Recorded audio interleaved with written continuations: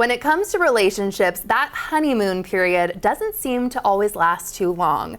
Modern life, with all its stressors, demands on your time and attention, often can lead to couples getting out of sync and feeling like the relationship is a bit stale.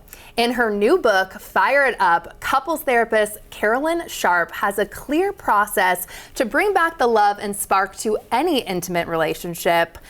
I am really fired up, no pun intended, to ask you some questions because I don't know, I kind of feel like everyone should go to couples therapy, in my opinion, at some point in their life. It's really beneficial. Yes, there's that myth that relationships should be easy and take care of themselves, and just isn't true. Okay, and we're gonna get to all of that, but what were you seeing in couples therapy that made you want to write your first book? And congrats on that. Thank you very much. I was seeing Fire It Up really was born during the pandemic when I was seeing the intensity of struggle with lockdown and couples being together 24/7, which is not healthy for anybody. And so all of the problems that I had seen over my many years serving couples were intensified. So the biggest things I see is couples taking their relationship for granted and just thinking it should take care of itself. They were avoiding those hard conversations and sort of kicking the can down the road. They were spending way too much time on their devices and using that to avoid those hard conversations. And then they were just resorting to a lack of curiosity and interest in what was really going on.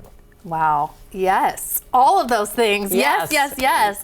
And you touched on this briefly, but let's debunk a few popular myths. So that first one you talked about, I hear this all the time. A relationship should be easy and effortless, and if it's not, get out. But you say no. No.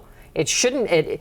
All relationships are work. The number one question I get asked over and over and over again is, should it be this hard? Does it mean something that it's this hard? It means you're in an adult relationship. Being in an adult relationship and an intimate partnership is the hardest thing we do as adults. So, totally normal. Okay. And what other misconceptions do you think are hindering our understanding of a fulfilling partnership? That if it's meant to be, we shouldn't have to work. Yes. Now I'm blanking on all of the big ones. Oh, if you need your partner, it means you're codependent. Yeah. Yep. All things that I've heard. Yeah. Yep. We should be independent. We shouldn't need each other, and that's also a total myth. Okay, and in your book you talk about the fire metaphor. Yes. Okay, what do you mean by this? Well, so this was born out of my love for camping, being in the Pacific Northwest. Anybody knows that to build a fire, you need 3 key ingredients. You need oxygen, you need fuel, and you need ignition. Relationships need the same 3 things. Oxygen is the total acceptance of each other that allows us to be our best selves. Beautiful. It's also the right amount of distance from each other and time together, so time apart, time together, separate interests, same interests, that allows us to be ourselves and to, miss each other from time to time. So that's the oxygen. Fuel is healthy communication. It's the emotional safety and security to know there is enough safety to be yourself and to make mistakes and come back together. So that's the fuel. And then finally, ignition is the spark, the play, the romance, the things that make our relationship different from all of our other relationships. Yes. And all of this is within. The 4th secret is the foundation of the principles, the shared goals, the agreements that we make to keep our relationship healthy. And you have the principles of secure functioning. What do you mean by that? Well, so in developing this, I developed the principles behind it, that any secure functioning relationship, a relationship where we are healthy and vital and supporting each other's growth, has 5 basic principles. That our relationship is the most important part to our well-being, which is very provocative, and people are like, wait a second, you mean that I'm not important as an individual? No, of course not. That a healthy relationship is based on fairness and justice. That the best way to be in a healthy relationship is to put our partner's well-being above our own. Now, both people need to do this. So again, I'm not talking about self-sacrifice.